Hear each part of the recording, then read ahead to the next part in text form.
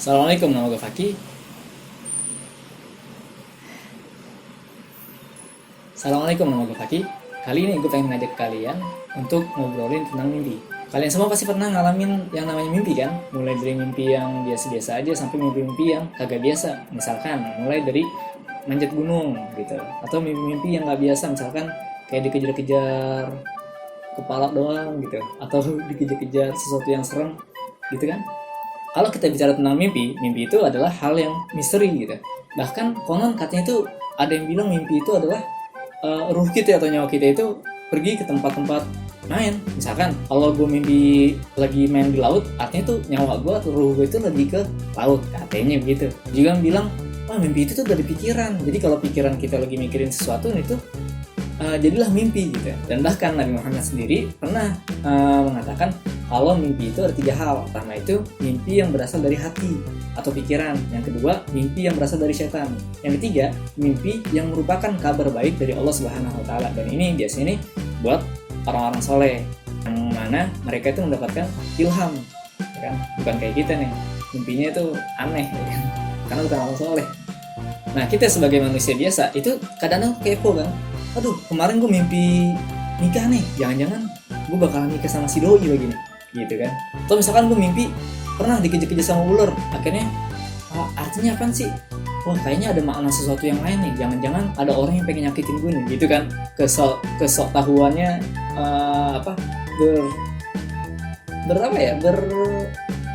bergejolak gitu. Pokoknya kalau kita bicara tentang mimpi itu biasanya ya suka pamer gitu, suka cerita ke orang-orang, baik itu mimpi baik maupun mimpi yang nggak baik. Misalkan ngomong ke doi gini nih, semalam gue mimpi nikah sama lo. Yang bener? Iya, gue mimpi sama lo. Jangan-jangan kita jodoh. Kasih doi, alhamdulillah. Kamu mau nikah sama aku? Alhamdulillah, cuma mimpi. Ya. Balik lagi ke persoalan utama. Kalau kita bicara tentang mimpi itu ya adalah hal yang penuh dengan misteri. Dan gak semua mimpi yang kita alamin itu bisa kita artikan atau kita bisa cari maknanya apa sih, makna yang sebenarnya dari mimpi kita nih. Karena dalam Islam sendiri memang tidak dibahas secara spesifik mengenai hakikat mimpi itu apa sih. Tapi beberapa kali Al-Quran maupun hadis itu pernah menyinggung persoalan mimpi. Contohnya, misalkan kayak mimpinya Nabi Yusuf yang ada 11 bintang, terus apa lagi?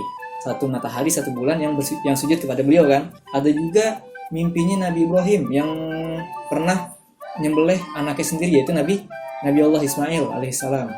Percaya atau nggak percaya, mimpi itu bagi sebagian orang mempengaruhi psikologisnya gitu. Yang kisah nyata nih yang di Al-Quran disebutkan, yaitu ada seorang raja yang pernah membunuh semua bayi laki-laki dengan alasan apa? Alasannya dia pernah mimpi kalau kerajaannya itu ada yang ngancurin. Makanya karena khawatir, itu merintahin semua pasukannya buat ngebunuh semua bayi laki-laki. Tapi karena kekuasaan Allah, akhirnya ada satu calon nabi yang selamat pada saat itu, yaitu siapa? Nabi Allah Musa alaihissalam. So, kalau misalkan kita mimpi jadi penguasa, itu bisa jadi kita nanti berpengaruh kan. Oh, jangan-jangan gue bakalan jadi raja nih. Oh, jangan-jangan gue jadi leader nih. Oh, jangan-jangan, gitu dah. Pokoknya gitu dah. Jadi lagi-lagi mimpi itu nggak sedikit mempengaruhi psikologis seseorang. Oke, jadi kalau kalian kepo, pengen ngetahuin mimpi gue ini artinya apa sih? Nah, nggak semua mimpi yang kita alamin itu bisa kita cari tahu kebenarannya atau makna arti mimpi tersebut.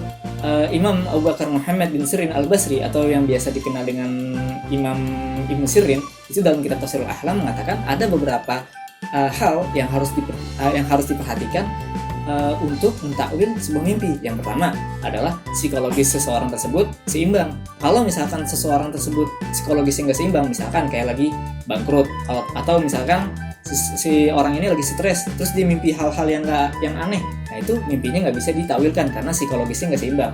Yang kedua, keadaan cuaca itu normal. Kalau misalkan kalian nih lagi tidur di tempat panas, tiba-tiba mimpi kebakaran, nah itu nggak bisa ditakwilkan karena mempengaruhi psikologis. Syarat yang ketiga adalah tidak didahului pikiran. Maksudnya tuh gue pengen gini nih, akhirnya kebawa sama mimpi, itu nggak bisa. Yang keempat, tidur dalam keadaan suci. Artinya sebelum dia tidur, orang tersebut nih udah wudu atau nggak punya haid atau nggak punya nifas, pokoknya itu suci deh. Yang kelima, berdoa sebelum tidur. Nah, ini penting. Dan syarat yang keenam, mimpi yang bisa ditakwilkan itu adalah dapat menceritakan keseluruhan mimpinya dari awal sampai akhir.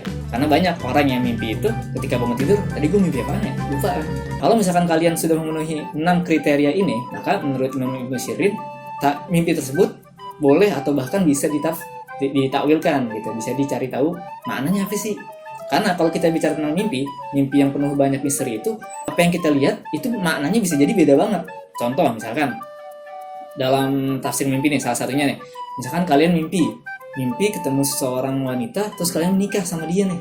Nah, apakah artinya itu kalian itu akan menikah? Kan menikah itu kan ada hal yang membahagiakan kan? Kalian masih seneng dong kalau mimpi nikah. Tapi sama orang yang nggak kenal.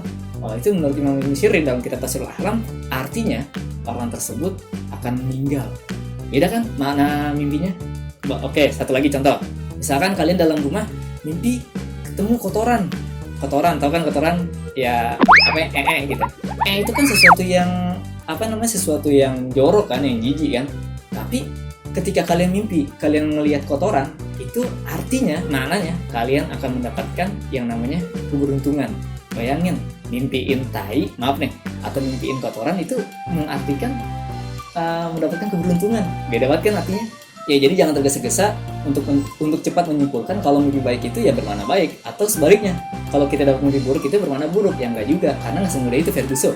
Oke, selanjutnya, misalkan kalian ini suka cerita-cerita mimpi ke orang lain nih, misalkan semalam gue mimpi gini-gini nih, akhirnya pas ditakwilkan, ada orang nih atau ada teman yang bisa takwil mimpi, mungkin karena dia dari kitab-kitab takwil mimpi atau dari buku-buku takwil mimpi, maknanya itu malam pertama istri kamu akan selingkuh, di hari kedua kamu mimpi yang aneh lagi nih, akhirnya minta ditakwilkan lagi nih, minta diartikan lagi, sebenarnya arti mimpi buruknya apa sih?